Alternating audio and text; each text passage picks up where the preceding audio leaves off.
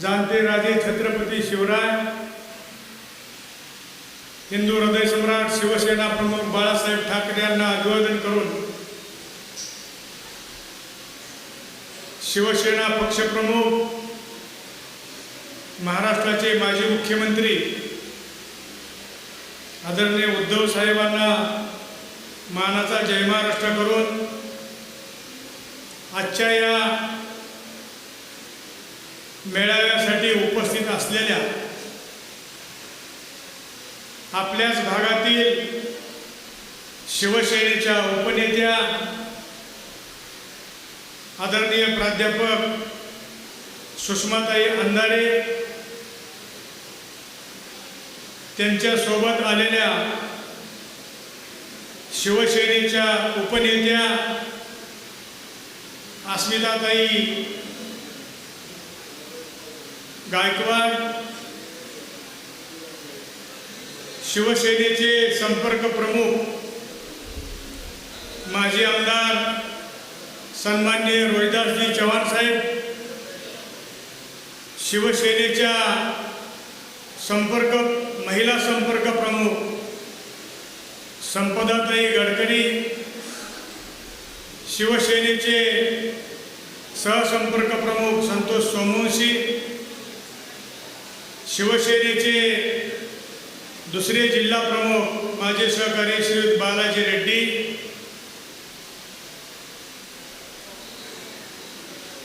उपस्थित शिवसेनेचे युवा सेनेचे दोन्ही जिल्हा प्रमुख, युवती सेनेचे अध्यक्ष,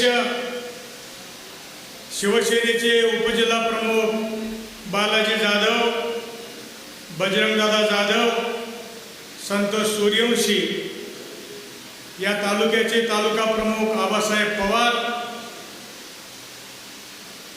संघटक श्रीराम कुलकर्णी, उपस्थित सर्व उपतालुका प्रमुख, आत्ता भाषण करून गेलेल्या आमच्या भगिनी जयश्रीताई उडगे, शिवसेनेचे सर्व पदाधिकारी, उपस्थित असलेल्या आमच्या माता भगिनी,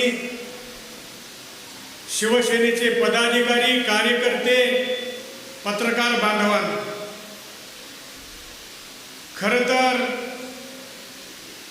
या कार्यक्रमाचं आयोजन सकाळी 11 वाजता आम्ही केलं होतं आणि आपल्या सगळ्यांना आम्ही सकाळी 11 वाजता बोलावलं होतं, परंतु कार्यक्रम चालू व्हायला थोडासा वेळ झाला. त्याच्या मागचं कारण आमच्या ताईंना भेटायला लातूरमध्ये बरेचसे शिष्टमंडळ, मग होमगार्डचा असेल, महिला जे ग्रामीण भागामध्ये काम करणाऱ्या, शहरामध्ये काम करणाऱ्या महिला, असंघटित महिला काम करणाऱ्या या महिलाचे काही शिष्टमंडळ, अनेक शिष्टमंडळ त्या ठिकाणी भेटायला आले आणि त्यांच्याबरोबर संवाद करण्यामुळं थोडासा इथं यायला वेळ झाला. त्याबद्दल या कार्यक्रमाचा संयोजक या नात्यानं मी आपल्या सर्वांची दिलगिरी या ठिकाणी व्यक्त करतो. बांधवांनो, बऱ्याच दिवसानंतर शिवसेनेच्या मेळाव्याचं आयोजन झालंय अशातला प्रकार नाही. लोकसभेच्या निवडणुकीच्या आधी पक्षप्रमुख उद्धवजी ठाकरे साहेबांनी माझ्यावर या तालुक्याची जिल्हा प्रमुख म्हणून जबाबदारी दिली आणि या जबाबदारीमध्ये लातूर शहर, औसा विधानसभा आणि निलंगा विधानसभा या 3 विधानसभेची माझ्यावर जबाबदारी दिली आणि मी या तिन्ही विधानसभा मतदारसंघामध्ये माझ्या परीनं प्रामाणिकपणे काम करण्याचा प्रयत्न केला आणि आज प्रत्येक गावामध्ये, मग निलंग्यापासून निलंगा विधानसभा असेल, औसा विधानसभा असेल, या दोन्ही विधानसभेमध्ये प्रत्येक गावागावामध्ये शाखा, प्रत्येक गावामध्ये बूथ प्रमुख आणि प्रत्येक गावात BLAची 100% नोंदणी करण्याचं काम 100% झालेलं आहे. आणि कार्यकर्त्याची फळी निर्माण केली. काम करणाऱ्या कार्यकर्त्याला संधी दिली. कोण कुण्या जातीचा आहे, कोण कुण्या धर्माचा आहे, यापेक्षा तो सक्षम काम करू शकतो का आणि तो पक्षाला न्याय देऊ इच्छितो का आणि पक्षाला न्याय द्यायची त्या माणसामध्ये क्षमता आहे का, अशा सगळ्या कार्यकर्त्याची आज औसा विधानसभेमध्ये आपल्या निलंग्यामधल्या 68 गावासहित आम्ही फळी कार्यकर्त्याची तयार केली आहे. आणि आज सगळेच्या सगळे जे मी जिल्हा प्रमुख झाल्यानंतर मी जेवढ्या कार्यकर्त्याच्या नियुक्त्या दिल्या ते सगळेच्या 100% कार्यकर्ते या ठिकाणी आज हजर असल्याबद्दल मला मनापासून समाधान वाटतं. हे सगळे कार्यकर्ते ताई शेतकरी कुटुंबातले आणि आज शेतकऱ्याचं सोयाबीनचे काढणीचे दिवस आहेत.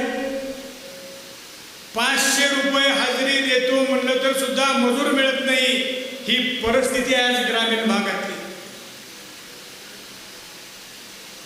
आणि त्यात आमची लाडकी बहीण सगळे काही KYC करण्यामध्येच व्यस्त आहेत.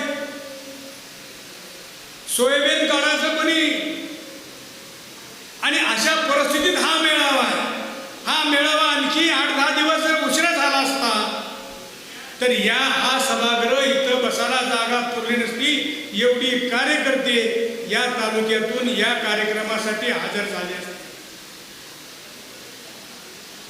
तरी परंतु या औसा तालुक्याचं दुर्भाग्य की गेल्या 19च्या निवडणुकीमध्ये ही जागा आमचा मित्रपक्ष त्यावेळेसचा भाजपकडे गेली आणि पक्षाने आदेश दिला की जागा आम्ही त्यांना दिली आहे, त्या पक्षाबरोबर काम करा. आम्ही सगळ्यांनी काम केलं बजरंगदादा सोडून. आताच्या लुच्च्याला निवडून आणण्यासाठी केलं की नाही सगळ्यांनी. काय मिळालं तुम्हाला, काय मिळालं औषधाला मिळालं की मिळालं कसं नाही, औषधाला मिळालं. गेल्या 5 वर्षात सोयाबीनची बोंबाबोंब 1 रुपया सुद्धा सोयाबीनचा विमा मिळाला नाही का? सोयाबीनचा विमा मिळाला नाही.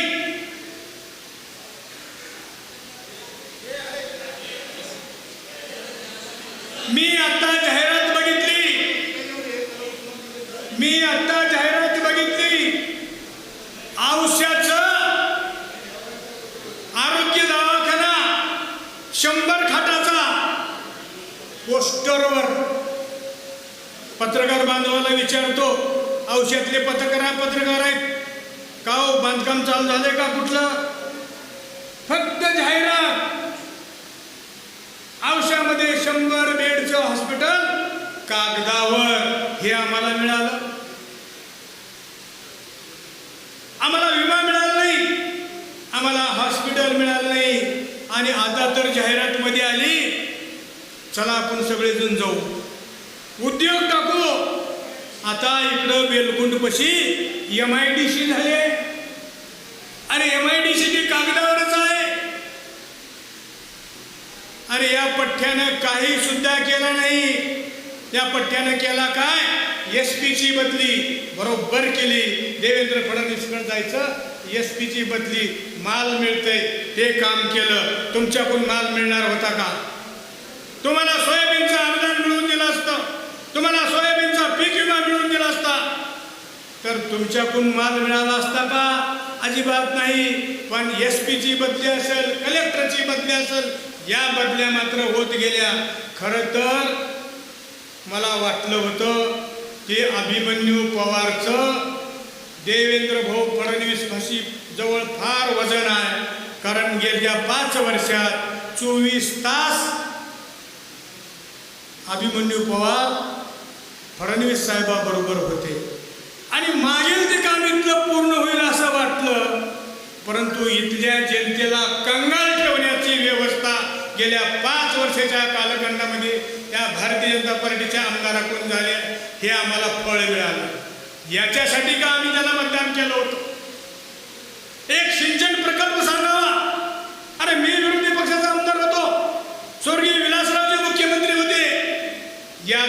तालुक्यामध्ये दापेगावचा साठवण तलाव माझ्या कालखंडात झाला, खुंटेगावचा साठवण तलाव माझ्या कालखंडात झाला.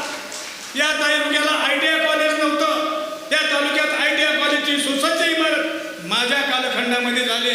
आणि माझ्या कालखंडात एकाही गावची सडक खराब नव्हती. बोंबलून आंदोलन करून आम्ही रस्त्याचे किमान खड्डे तर बुजवायला लावत होतो. हा बेटा सांगालाय या तालुक्यात रस्त्यासाठी 2,500 कोटी रुपयाचा विकास केला. झालं का हो? कसा आहे रस्ता तुमच्या गावाकडला सांगा सावकार. सावकार रस्ता कसा आहे तुमच्या गावाकडला? कसा आहे? कसा आहे? हा, तुमच्याकडला रस्ता एकही रस्ता चांगला नाही. फक्त एकच काम, टेंडर आणि कमिशन, याच्यापेक्षा दुसरा धंदा या तालुक्यात झाला नाही. टेंडर आणि कमिशन याच्याशिवाय दुसरा धंदा झाला नाही. सगळे कामं निकष दर्जाचे केले. पैशातून संपत्तीतून राजकारण हा व्यवसाय चालू झाला आहे. आणि आमच्याच कार्यकर्त्याला मला सांगितल्याप्रमाणे आमचा हा गमजा काढायचा आणि तो गमजा त्याच्या खांद्यावर घालायचा, पण त्याचं मधलं मन मात्र शिवसेनेबरोबर आहे. आणि हेच माणसं उद्याच्या निवडणुकीमध्ये शिवसेनेला 100% साथ देणार, हे या निमित्तानं मला सांगायचं. कुठलाही सरपंच गुंतलाय, ताई सगळे सरपंच तिकडे आहेत सगळे. आणि सगळे एक खिडकी योजनेतल्या टेंडरमध्ये गुंतलेत. पैसा तर कशाला बी नाही, पैसा तर कशाला बी नाही. उद्या कुण्या सरपंचानं जर आत्महत्या केलेली ऐकायला तुम्हाला आली तर आश्चर्य वाटू देऊ नका. या सरकारच्या तिजोरीत रुपडा सुद्धा शिल्लक नाही. होमगार्ड कालच्या गणेश उत्सवाला नेमले होते, त्यांचं मानधन द्यायला ह्यांच्याजवळ रुपया नाही. आमच्या ठिबकचं अनुदान आलं का हो? आमच्या स्प्रिंकलरचं अनुदान आलंय का?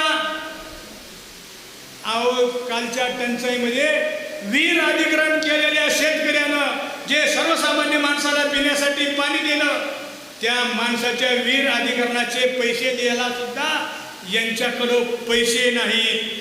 आणि म्हणून या राज्याचा बट्ट्याबोळ झालाय. हे राज्य दिवाळखोरीत काढण्याचं काम केलंय. आणि म्हणून आमच्या सोयाबीनला सुद्धा भाव मिळत नाही.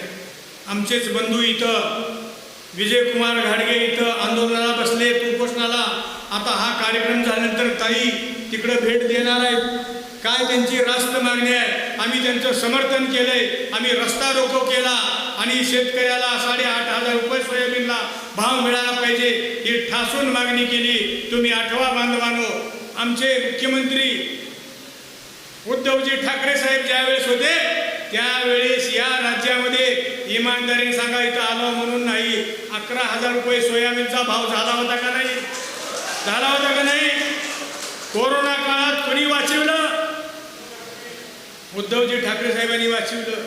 आणि म्हणून त्या सगळ्या गोष्टीची जाण ठेवून येणाऱ्या कालखंडात आपल्याला या विधानसभेच्या निवडणुकीला सामोरं जायचं आहे. अनेक जण इच्छुक आहेत, सगळ्याची नावं घेत नाही. आमच्या आता नवीन आलेल्या ताई सुद्धा आहेत आमच्या बुदडेच्या, आणि बाकीचे ते आमचे पप्पूभाई एक नवीन आले. आता आमच्या जयश्रीताई इच्छुक आहेत. ज्याला इच्छुक आहेत त्यांनी इच्छुक असावं. इच्छुक असणं हे काही गैर नाही, इच्छुक असलं काही गैर नाही. पण हे एवढे इच्छुक असणं याच्या मागचं कारण काय आहे तर या तालुक्यामध्ये शिवसेनेची भक्कम पळी आहे, म्हणूनच एवढे लोक मला निर्वाहायचं आहे हे सांगत आहेत. महिला आघाडीचं काम चांगलं आहे, युवा सेनेचं काम चांगलं आहे. सगळ्या संघटनेच्या कामामध्ये सगळे मग आमचे अल्पसंख्याक सेलचे पटेल साहेब आहेत, त्यांच्या माध्यमातून सुद्धा अल्पसंख्याकाची चांगली फळी या तालुक्यामध्ये उभा करण्याचं काम झालंय. आणि म्हणून या तालुक्यामध्ये अशा प्रकारची परिस्थिती असल्यामुळं आज कुणालाही, आणि आजची एवढी उपस्थिती बघितल्यानंतर आणखी 1-2 उमेदवार जर वाढले तर त्याच्यामध्ये गैर काय वाटून घेण्याची काही काळजी कोणी करू नये. आणि म्हणून एवढीच विनंती करतो की येणाऱ्या कालखंडामध्ये ही जागा शिवसेनेची आहे. काँग्रेस जरी म्हणत असेल आमची आहे, आमचा मित्रपक्ष आहे आता काँग्रेस पक्ष, पण त्यांनी म्हणलं त्यांचं झालं ते, पण आम्ही सांगतो ही जागा शिवसेनेची आहे आणि या भागातून शिवसेनेचाच माणूस लढेल एवढी ग्वाही या ठिकाणी देतो आणि माझे 2 शब्द थांबवतो. जय हिंद, जय महाराष्ट्र.